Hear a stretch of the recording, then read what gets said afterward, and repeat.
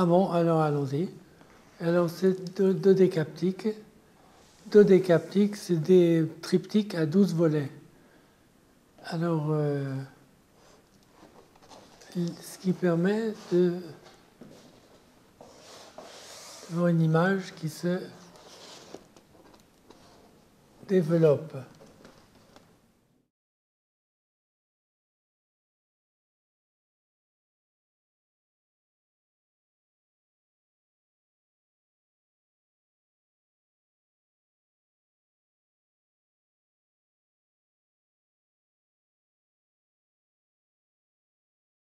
Je fais ce que j'ai imaginé, quoi.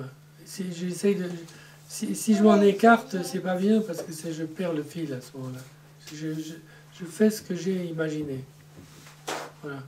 Alors évidemment, quand il s'agit d'un dodécaptique, je ne peux pas dire que j'imagine le livre entier, parce que c'est énorme, comme ça fait 24 images, 12 de chaque côté. Et donc j'imagine une ou deux ou trois images de suite.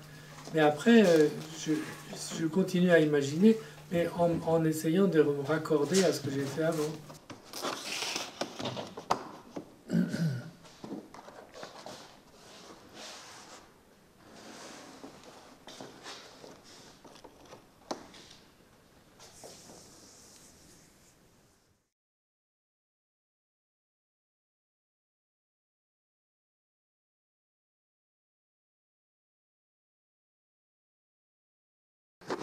Je ne fais pas n'importe quoi, mais on ne peut pas prévoir tout. Mais je prévois quelques images là-dedans. Et ensuite, bon, en cours de route, je compose. Parce que ce qui est intéressant, c'est d'essayer de trouver la transition.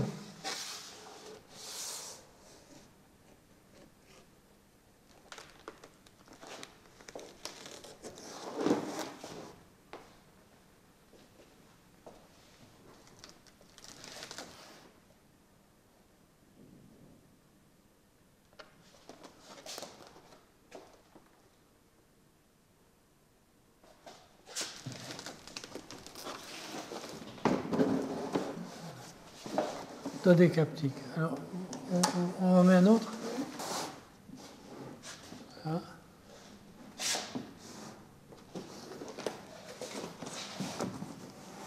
Si on fait de la peinture abstraite, on ne peut pas décrire. Il ne s'agit pas d'un sujet, il ne s'agit pas d'une idée, il s'agit d'un ensemble. C'est la mémoire des sensations plutôt que de la mémoire intellectuelle.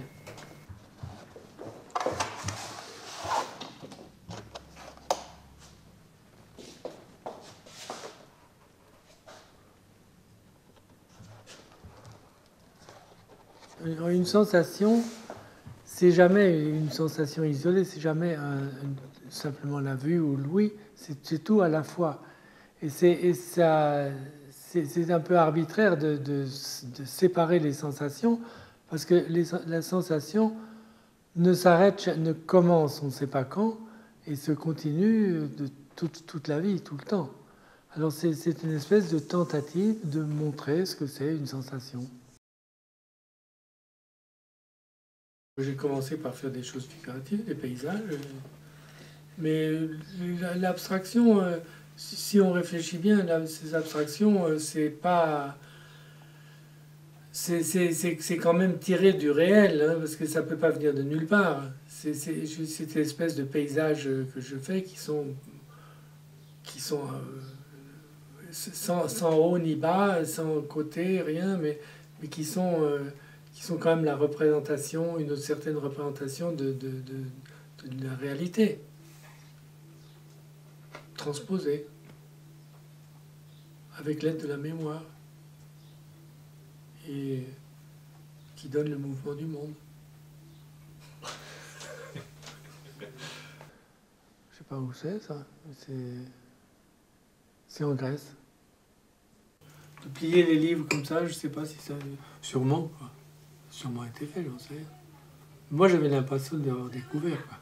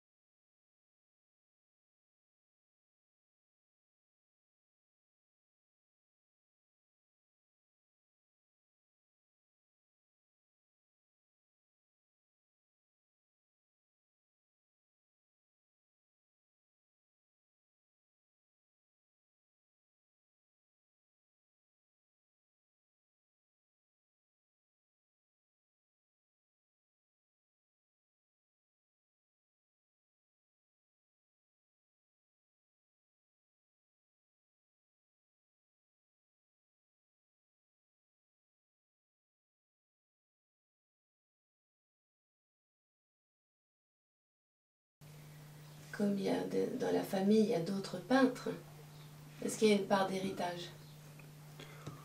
C'est sûrement possible, oui, oui. Parce que je me souviens quand j'étais petit, ma mère faisait des dessins de mode. Elle allait voir les collections, et puis alors là, elle croquait les modèles. C'était publié dans les journaux. Alors, je me souviens de l'avoir vu à sa table de travail où elle faisait ça. Et comme moi, je dessinais un petit peu, là, j'avais l'impression de faire un truc qui était un peu semblable, quoi. Brassailles. Conversation avec Picasso. Mercredi 17 novembre 1943. L'autre jour, en présence d'Étienne et de sa mère, il ne m'était pas possible de parler de ses dessins avec Picasso. J'ai apporté ce matin une petite gouache, Les Trois Mousquetaires, faite à l'âge de 7 ans. Je l'avais ramassée et recollée, car Étienne, l'ayant jugée malvenue, l'avait déchirée et jetée à la poubelle. Picasso. C'est un vrai bijou. Le petit que vous m'avez amené est prodigieux. J'ai rarement vu à cet âge une telle violence, une telle maîtrise, un tel don pour la peinture. J'en ai été saisi. On voit combien les images le poursuivent, l'obsèdent. Mais aussi étonnant que soient ses dessins, ce don ne lui appartient pas. Contrairement à la musique, les enfants miracles n'existent pas en peinture. Ce qu'on prendrait pour un génie précoce était le génie de l'enfance. Il disparaît sans trace l'âge venu. Il se peut que cet enfant devienne un jour un vrai peintre, ou même un grand peintre. Mais il lui faudra alors tout recommencer à zéro. La rencontre avec Picasso, ça a été fait par le photographe Brassailles. Brassailles a proposé à Picasso de regarder les dessins d'enfants que je faisais. C'était un grand appartement, très haut de plafond. Il avait tout l'immeuble était à lui. Et il y avait des immenses sculptures en plâtre dans la pièce où j'étais. Et puis il y avait plein de toiles qui étaient empilées contre le mur et avec dos face au mur, quoi. Et lui, il était là, sympathique. Je racontais des histoires parce que je lisais des histoires d'Indiens, de pirates et des trucs comme ça. J'étais vachement jeune quand même là, hein. Et c'est ça qui m'intéressait. Alors je faisais des grands dessins avec beaucoup de personnages, où il y avait des batailles et il y avait des choses comme ça.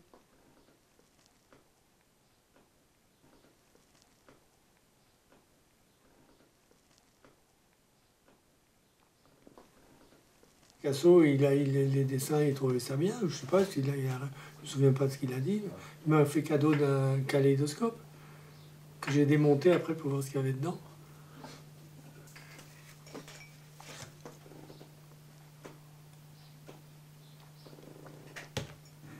Pendant que j'étais en train de dessiner, il m'a demandé, à un certain moment, il m'a demandé pourquoi est-ce que tu fais ça?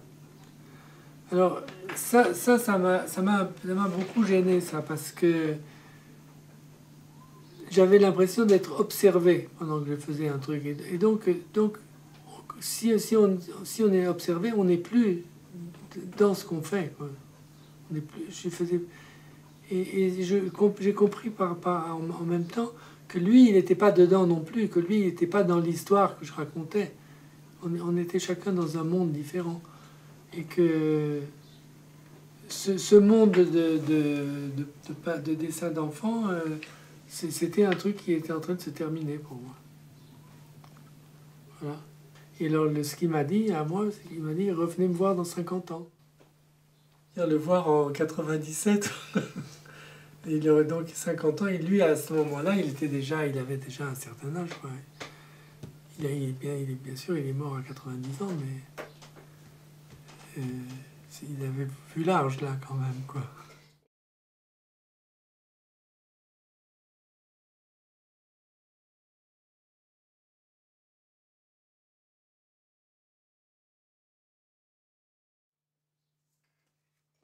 Les enfants, les enfants, ils n'ont pas, ils ont pas appris à peindre. Ils peignent, ils dessinent d'instinct.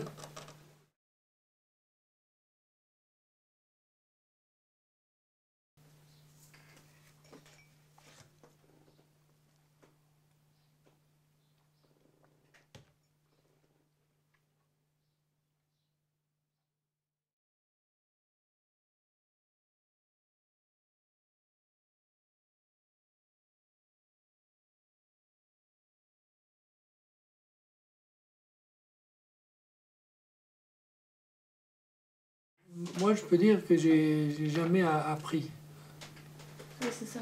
Mais alors j'ai appris beaucoup plus tard, justement quand ils m'ont pris à Dramaten pour faire de la peinture de décor, j'ai réappris parce que la peinture de décor, c'est quand même très différent de la peinture tout court, parce que on vous donne une toute petite maquette, une maquette de ce qui sera sur la scène, d'à peu près, je sais pas, de 20 cm par 15, sur lesquels le scénographe a dessiné tout ce qui est une pièce ou la mer ou je sais pas ce qu'il veut, quoi.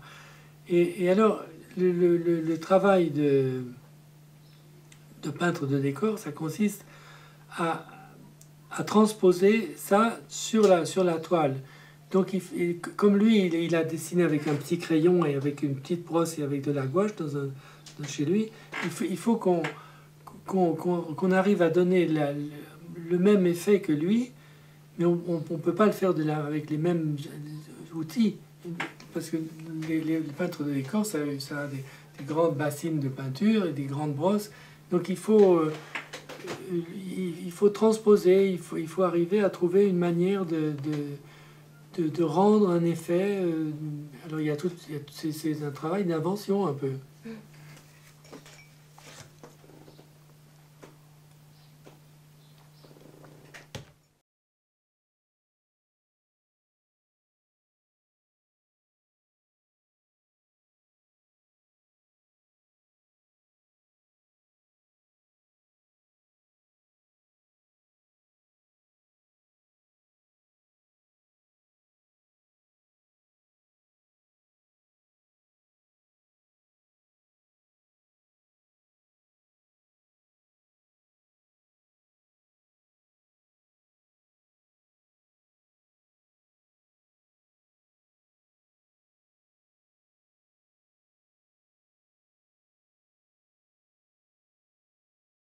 Quand j'ai commencé à faire de la peinture, j'ai commencé par faire des paysages. Et après les paysages, je me suis dit que ce qui m'intéressait, ça aurait été de faire de la peinture monumentale. Alors, monumentale, c'est comme les peintures au Louvre, c'est-à-dire il y a les noces de Cana, il y a les peintures de David, le couronnement de Napoléon. C'est des peintures qui ont une quinzaine de mètres sur 3-4 mètres de haut. Alors évidemment, on ne peut pas faire ça en appartement. Alors petit à petit, j'ai eu l'idée de faire autrement. Et alors j'ai fait ça. Alors j'ai acheté ces cahiers et j'ai déchiré les pages, ce qui permettait de continuer de page en page, de continuer la peinture. Et ça, t'as fait ça quand? Ça c'est marqué dessus, là, c'était 69 ou 61. 69.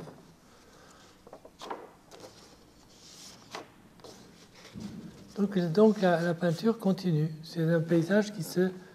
C'est aussi des paysages au fond. Bien que ce soit abstrait, on peut dire que c'est des paysages abstraits. Ça, c'est le passage entre les cahiers déchirés et puis les dépliants. Et après de ça, j'ai fait les dodécaptiques. Ça, c'est un dépliant et déchiré en même temps.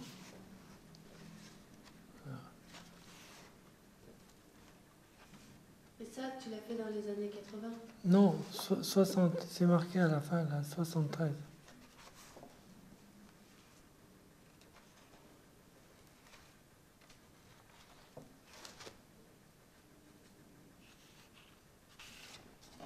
Et alors là, ça continue de l'autre côté.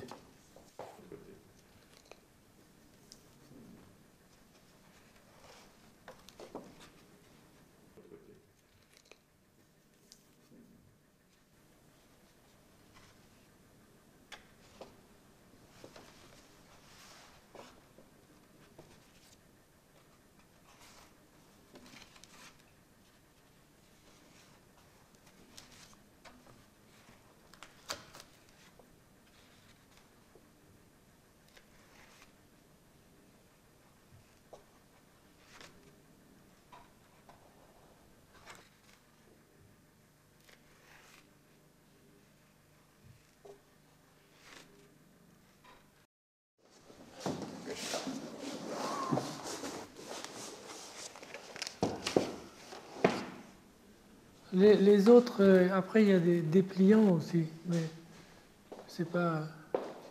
Ça, c'est dépliant, oui. Mais alors, on peut l'avoir sur une table et regarder page par page, ou bien alors on peut déployer tout le truc. On peut le mettre en horizontal ou en vertical, oui.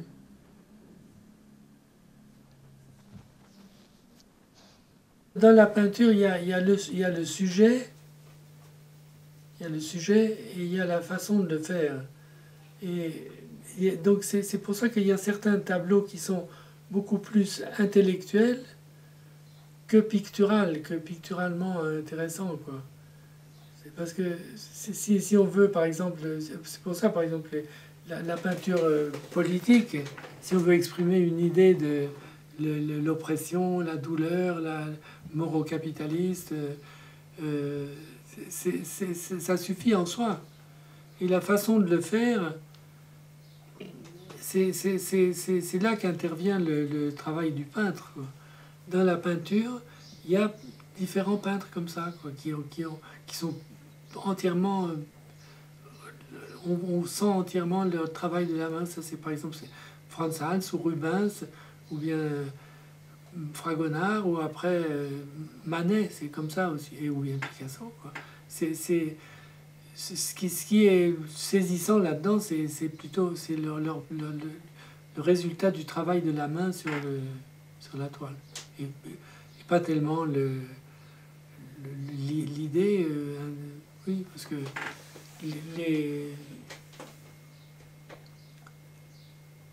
ça vient, à mon avis, à mon sens, à moi, ça vient dans second lieu, ça, je trouve.